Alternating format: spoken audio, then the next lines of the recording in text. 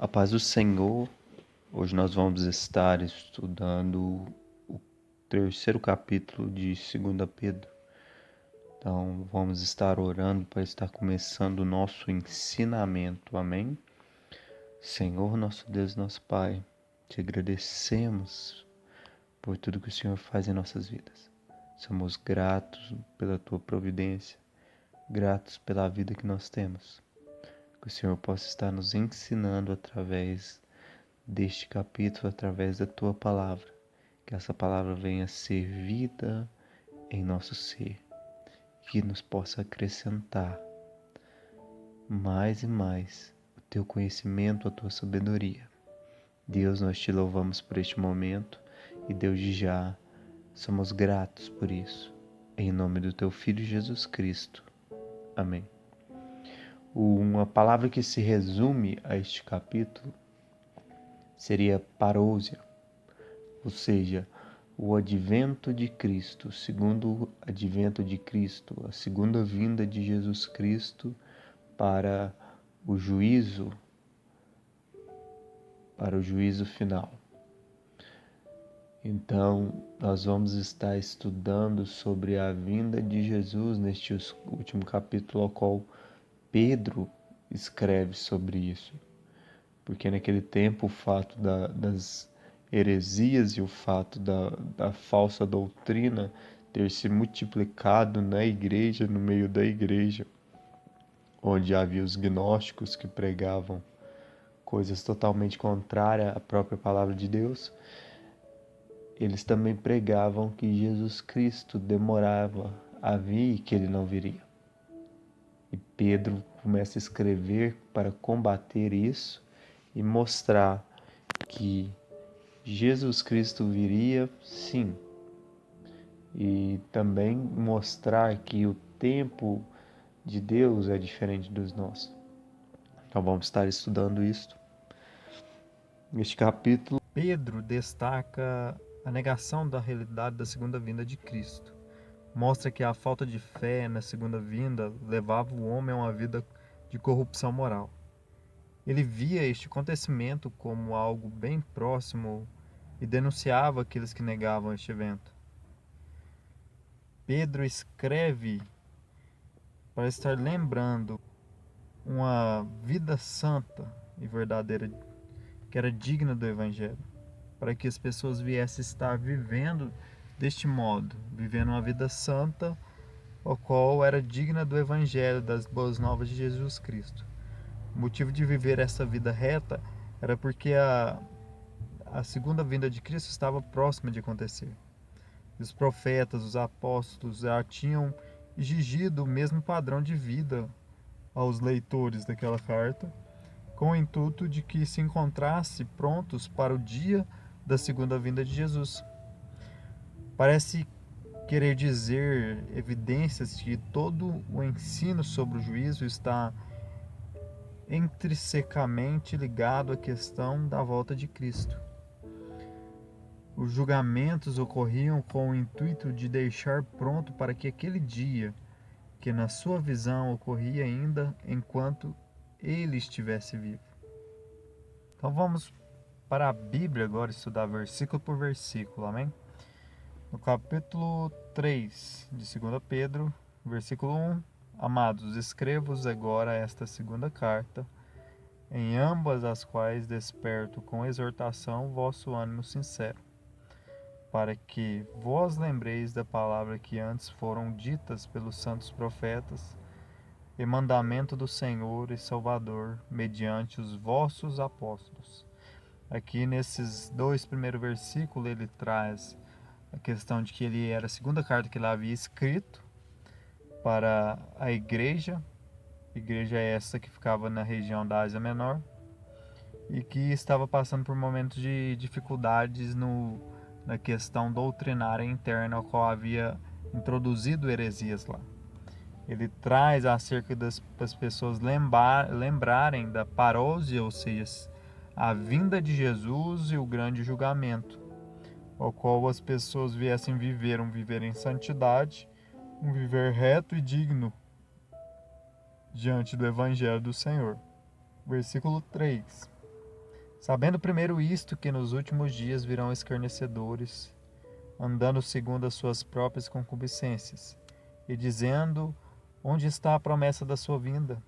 Porque desde o dia em que os pais dormiram, todas as coisas permanecem, como desde o princípio da criação. Certamente eles ignoram isto voluntariamente, que pela palavra de Deus existirão desde a antiguidade dos céus e a terra, que da água foi tirada e no meio da água subsiste, pelas quais coisas o mundo de então pareceu coberto com as águas. Mas os céus e a terra que agora existem se reservam como tesouro, pela mesma palavra, guardando-os para o fogo até o dia do juízo e da perdição dos homens ímpios. Como este capítulo é um capítulo escatológico, aqui ele vai trazer sobre os últimos dias, dizendo que nos últimos dias virão escarnecedores. E essas pessoas, elas zombarão da cruz de Jesus. Ou seja, você vê hoje em dia que nós estamos vivendo os últimos dias porque as pessoas zombam da cruz de Jesus e zombam de Jesus Cristo. Elas brincam com o sacro, com o sagrado, com aquilo que não se deve brincar. E elas se entregam às suas concupiscências, aos seus prazeres carnais, à prostituição, às drogas e tudo o que dá prazer à carne.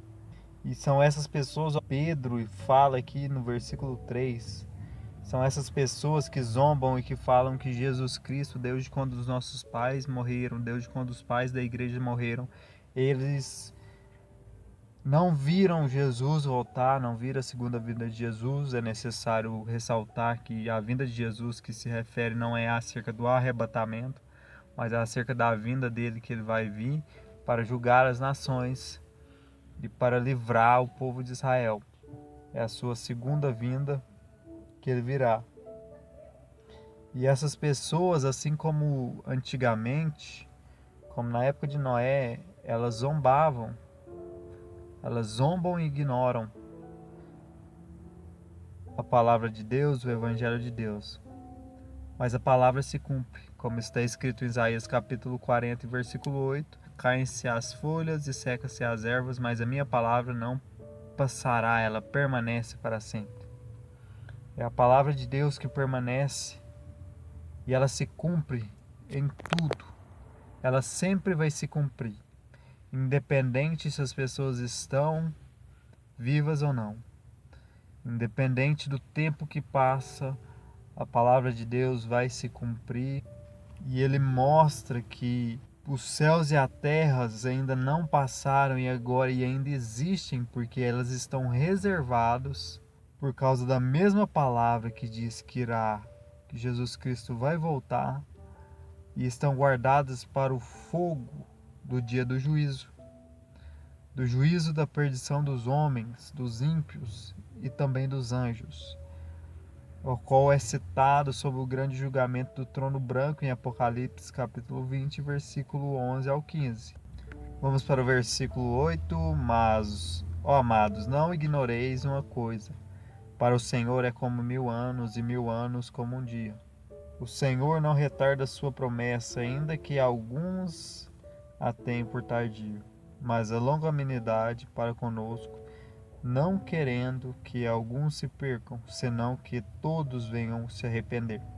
Aqui ele traz nesses dois versículos que o tempo de Deus se tarda, porque um dia para Deus é como 1000 anos, e 1000 anos para Deus também é como um dia.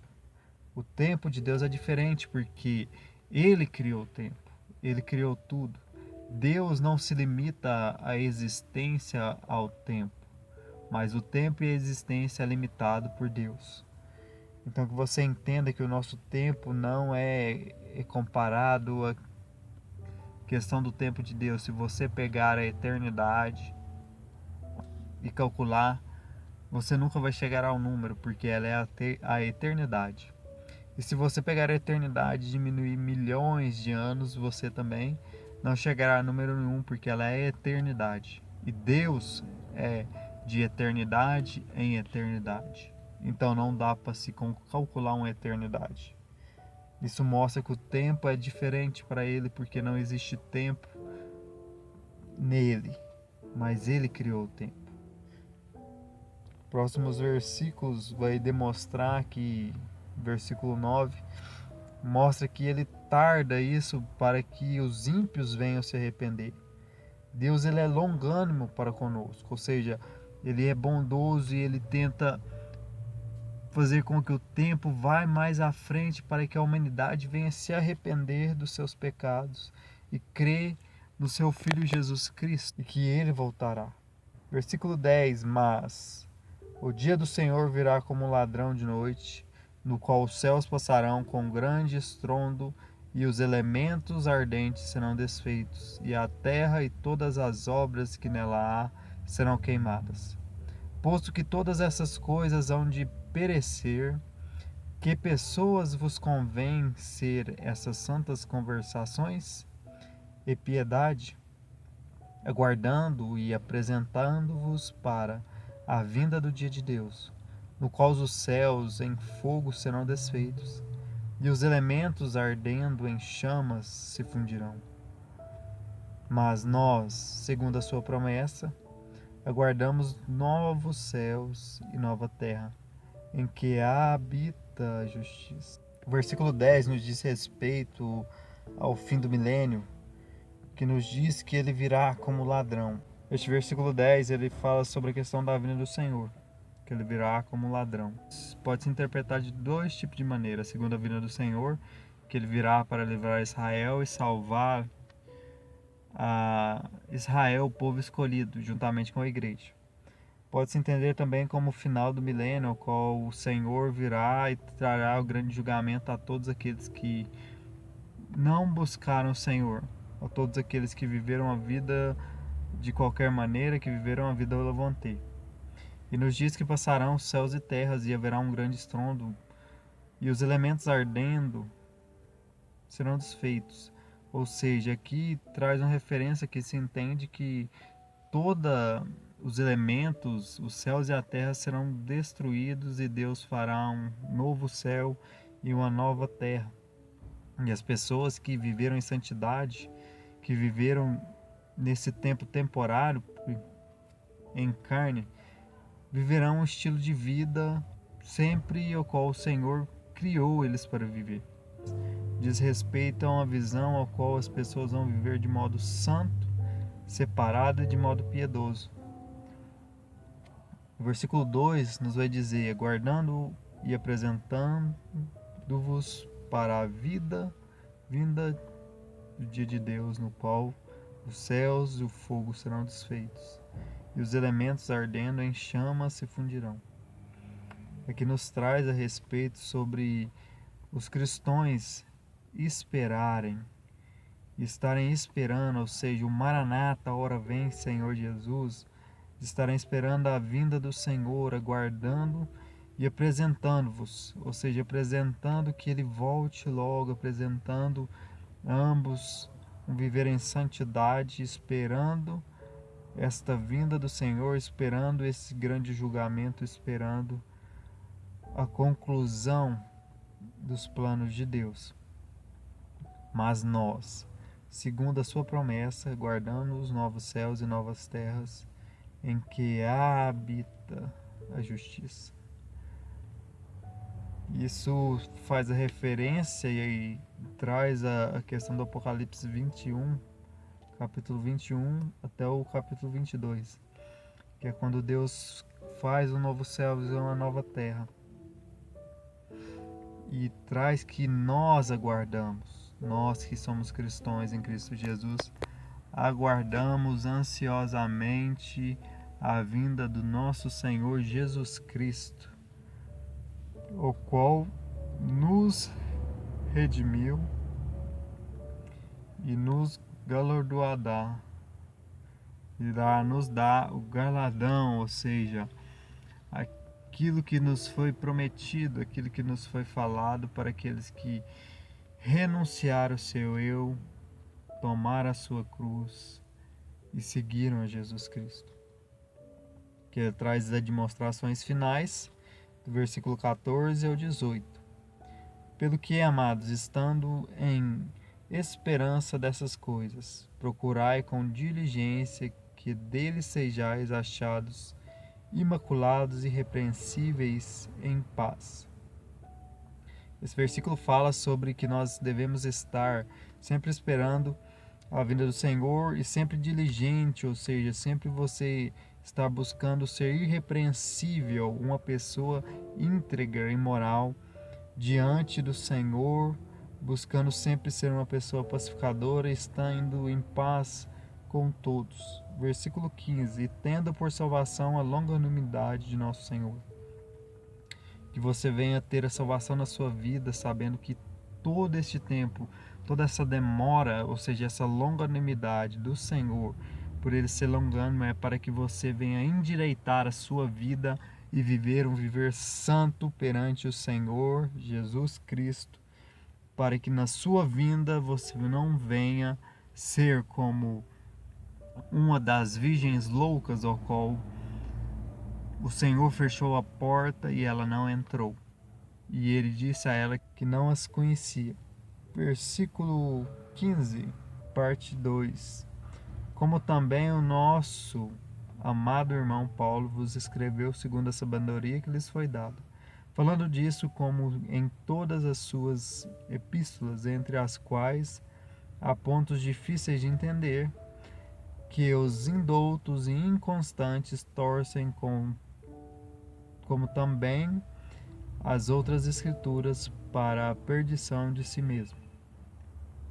Sabemos que as pessoas têm a tendência a distorcer a palavra de Deus. Não era diferente naquele tempo, não é diferente hoje. Podemos pegar versículos ao qual Paulo escreveu como aonde abundou o pecado, superabundou a graça, que naquela época eles distorciam isso. Assim como nessa época também as pessoas distorcem o posso tudo naquele que me fortalece. Não é diferente, as pessoas leem a Bíblia e tentam distorcer a palavra de Deus e distorcem as escrituras para o seu benefício próprio. Mas aqui Pedro nos traz que essas pessoas que fazem isso, elas fazem para a perdição de si mesmas, ou seja, é o que o próprio provérbio da palavra de Deus diz, que o tolo é o homem que engana os outros, porque engana os outros e engana a si próprio, e vive enganando a si mesmo. Versículo 17. Vós, portanto, amados, sabendo isto de antemão, guardai-vos de que não sejais juntamente arrebatados pelo engano dos homens perversos, e descaiais da vossa firmeza. Você que ouve essa palavra, que você tem ouvido a palavra de Deus, tem buscado a presença de Deus, que você não venha cair nesses enganos. Que você lê a palavra de Deus e entende que tudo aquilo que é escrito, que tudo que está escrito aqui é a palavra de Deus, e que isso vai se cumprir, e que muitas das promessas que foram escritas aqui já se cumpriram. E estamos vivendo hoje em dia os últimos dias, então que você entenda e que você não caia no arrebatamento dos enganos desses homens perversos que tentam distorcer a palavra de Deus para os benefícios próprios, para os prazeres da carne, para os prazeres desse mundo, porque o reino deles é o reino desta terra e não o reino dos céus. E nós vivemos para o reino dos céus. Nós vivemos para a glória de Deus. Versículo 18 e o último, já a saudação final. Antes crescei na graça e conhecimento do nosso Senhor e Salvador Jesus Cristo. A Ele seja dada a glória, assim e agora, como no dia da eternidade. Amém. Aqui ele traz a saudação final, trazendo cumprimento e dizendo que nós venhamos crescer nesse favor não merecido, nessa salvação de Jesus Cristo, conhecendo a sua vida e se aprofundando a cada dia mais e mais nos seus ensinamentos. Porque os ensinamentos de Jesus Cristo é como um oceano sem fim. Você pode mergulhar e mergulhar e ir mais fundo que você nunca vai chegar ao seu final. A sua sabedoria não há limites. O seu conhecimento não há limites. Visto que Ele é onisciente e sabe de todas as coisas, Ele nos dá graça e conhecimento para prosseguir. E eu, desde já, agradeço por todos que têm ouvido esta palavra e este ensinamento. Eu quero orar por você neste momento e agradecer ao nosso Senhor. Pai Santo, querido e amado, diante da Tua presença, nós Te louvamos e Te agradecemos por tudo que o Senhor tem feito em nossas vidas. Que a Tua palavra venha estar crescendo em nossos corações, que o Teu conhecimento venha estar crescendo em nossas mentes e que nós venhamos andar e caminhar segundo a Tua vontade, esperando a Sua segunda vinda, ansiando por elas, Deus.